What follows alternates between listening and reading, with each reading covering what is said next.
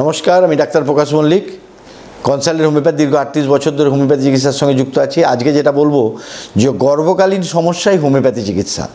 গর্ভ একটা বিরাট গুরুত্বপূর্ণ, কারণ এখনও পর্যন্ত পৃথিবীতে মহিলাদের যে সম্মান করা হয় এবং আমরাও সেই মহিলার গর্ভে জন্মগ্রহণ করেছি, ওই জন্য মহিলাদেরকে প্রণাম। এবং ঈশ্বর এই মহিলাদের মধ্যেই একটা জীবন্ত প্রাণের সঞ্চার ঘটান, যেটা এখনও পর্যন্ত বিজ্ঞানীরা কোনো কারখানাতে তৈরি করতে পারেননি। আর এই গর্ভকালীন যে সমস্যা এবং এই গর্ভধারণের মধ্যে যে জীবনের জন্ম এবং এই গর্ভধারণ নানা জটিল প্রক্রিয়ার মধ্যে হরমোনাল প্রক্রিয়া, মানসিক শারীরিক একটি প্রক্রিয়া, এবং গর্ভকালীন সমস্যায় একটু ত্রুটি বিচ্যুতি হলেই সেই প্রাণটি বিনাশ হয়ে যায়। এবং তাই আমাদেরকে গর্ভকালীন সমস্যায় কিন্তু গুরুত্বপূর্ণভাবে এবং গুরুত্ব দিয়ে তাকে ভাবতে হবে। এবং গর্ভকালীন সমস্যার প্রথমেই যেটা হয় সেটা হচ্ছে বমি, যেটাকে বলে মর্নিং সিকনেস। সেটা হচ্ছে প্রথম লক্ষণ।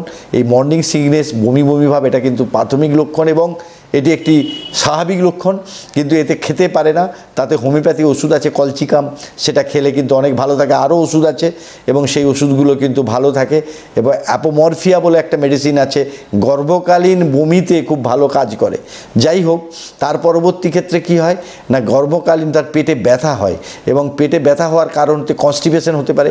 তাই কনস্টিপেশনের সময় যদি এখানে পারগেটিভস দেওয়া হয় তাতে তার ক্ষতি হতে পারে। হোমিওপ্যাথি মেডিসিন কিন্তু এই কনস্টিপেশনকে ভালো করতে পারে। ক্যাসকেরা, স্যাগ্রেডা, হাইডাস্টিস, মাদার, এগুলো কিন্তু ভালো কাজ করতে পারে। এতে সাইড এফেক্ট তিনভাবে কাজ করে। কারণ গর্ভে যে সন্তান আছে, আমরা এমন ওষুধ দেবো না যার সাইড এফেক্টের কারণে সন্তান বিকলাঙ্গ হতে পারে, সন্তানের ক্ষতি হতে পারে এবং অ্যাবর্শন পর্যন্ত ঘটে যেতে পারে।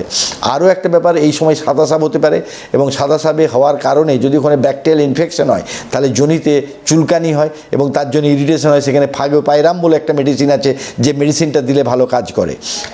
আরও কি হয় না, এখানে ক্যালসিয়ামের ঘাটতি ঘটলে সেখানে কিন্তু কি হয়, তার মাসেল পেন হয়। এখানে ক্যালসিয়াম সমৃদ্ধ খাবার দেওয়া যেতে পারে।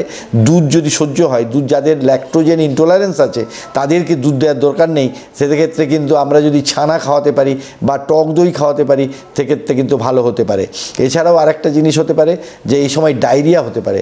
ডায়রিয়া হলে পেশেন্ট কিন্তু গর্ভবতী মা কিন্তু দুর্বল হয়ে যেতে পারে।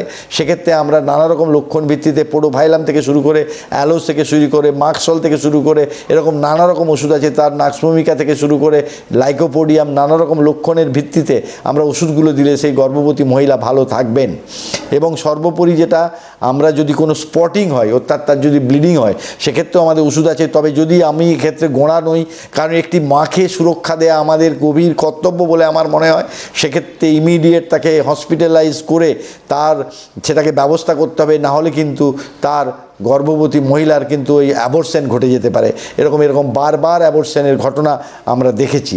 যাই হোক, এক্ষেত্রে বলতে চাইছি যে গর্ভকালীন সমস্যায় হোমিওপ্যাথি ভালো কাজ করে, কারণ সাইড এফেক্ট সে বমি হতে পারে, ডায়রিয়া হতে পারে, তার ব্যথা হতে পারে এবং ঘুম হচ্ছে না হতে পারে।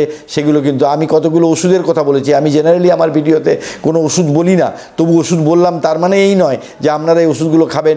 এই ওষুধগুলো বলার উদ্দেশ্য যে ওষুধগুলো আছে, কিন্তু আপনারা অবশ্যই কোনো চিকিৎসকের পরামর্শ নিয়ে ওষুধগুলো খাবেন।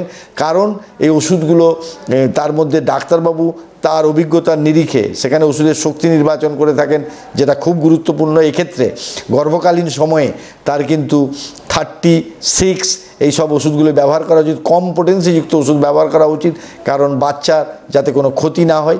এ ব্যাপারে খাদ্যের ভূমিকা আছে।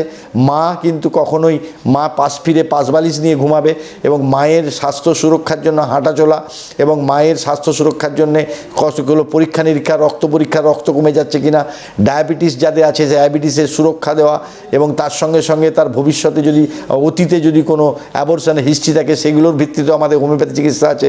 আমার কাছে এরকম একটা পেশেন্ট ছিল, 5 বার অ্যাবর্শন হয়ে গেছে। তার স্বামীর নার্সিংহোম আছে কিন্তু তার ভালো হয়নি। আমি একটি সেমিনারে গিয়েছিলাম, সেই সেমিনার থেকে আমাকে পেয়েছিল। তারপরে আমরা হোমিওপ্যাথি ওষুধ ধাতুগত চিকিৎসা করার পর তিনি কিন্তু সুস্থ সন্তানের জন্ম দিতে সক্ষম হয়েছেন। তাই গর্ভকালীন সমস্যায় আমার স্ত্রীরোগের উপরে লেখা বইও আছে। নানা রকম স্ত্রীরোগের ক্ষেত্রে হোমিওপ্যাথি কিন্তু খুব কার্যকরী ভূমিকা নিতে পারে। আর গর্ভকালীন সমস্যায় আমরা বলি, গর্ভকালীন সমস্যায় যদি হোমিওপ্যাথি ধাতুগত চিকিৎসা করা হয় তাহলে একটি সুস্থ নিরোগ শিশু জন্ম হওয়া সম্ভব। তাই মা ও শিশুর স্বাস্থ্য সুরক্ষার জন্য সেন্ট্রাল গভর্নমেন্ট একটা প্রজেক্ট করেছিলেন, তাতে হোমিওপ্যাথিকে ইনক্লুড করা হয়েছিল। এ ব্যাপারেও আমি জানাতে চাইছি সমস্ত জনগণকে যে ডিউরিং দ্য প্রেগনেন্সি যদি হোমিওপ্যাথি ভালো ডাক্তার দিয়ে যদি ধাতুগত চিকিৎসা করা যায়, তাহলে সেই সুস্থ শিশু এবং নর্মাল ডেলিভারি হওয়ার সম্ভাবনা আছে। এবং ডেলিভারি প্রসঙ্গে বলি, গর্ভপাত এবং ডেলিভারি এখন যে গার্জেন এবং তার ক্ষেত্রে মানে যে পেশেন্ট অর্থাৎ যে গর্ভবতী মহিলা, তিনিও চান না যে দেরি হোক, কারণ তার কষ্ট সহ্য হচ্ছে না। কিন্তু আমরা বলি কষ্ট না করলে কিষ্ট মেলে না। যদি আপনি কষ্ট করেন তাহলে কিন্তু 16 ঘন্টার একটা প্রক্রিয়া, কিন্তু তার মধ্যে যে আপনার যে ভেজাইনাল ওয়ালে বা ওই চ্যানেলে সমস্ত ব্যাকটেরিয়া যে বাচ্চার মুখে যায়, তাতে তার রোগ প্রতিরোধ ক্ষমতা গড়ে ওঠে। এবং এক্ষেত্রে একটা কথা বলি যে করোনা আমাদের অনেক কিছু নিয়েছে, কিন্তু করোনা আমাদের দিয়েছে অনেক কিছু, কারণ ওই সময় অনেক লক্ষ লক্ষ কোটি কোটি বাচ্চা সারা পৃথিবীতে কিন্তু নর্মাল ডেলিভারি হয়েছে। তাই এই নর্মাল ডেলিভারিও সম্ভব, এবং এই ভাতটা যদি আমরা পৌঁছাতে পারি তাহলে আরও সুস্থ স্বাভাবিক জীবন মানে সুস্থ সন্তানের জন্ম হতে পারে। তাই গর্ভকালীন সমস্যায় হোমিওপ্যাথি চিকিৎসা আপনাকে বিশেষভাবে সাহায্য করতে পারে, সুস্থ বাচ্চা জন্মদানের ক্ষেত্রেও সাহায্য করতে পারে। তাই হোমিওপ্যাথির উপরে ভরসা রাখুন, আমরা আপনাদের পাশেই আছি। সবশেষে বলি, যদি আপনাদের এই ভিডিওগুলো ভালো লেগে থাকে তাহলে আপনারা লাইক করুন, শেয়ার করুন, কমেন্টস করুন। আপনার কমেন্টসের ভিত্তিতে আমরা কিন্তু নতুন নতুন ভিডিও তৈরি করতে সাহায্য পাবো, মানে আমরা করতে অনুপ্রাণিত হব। সবশেষে বলি, আপনারা ভালো থাকুন, অপরকে ভালো থাকতে সাহায্য করুন। নমস্কার।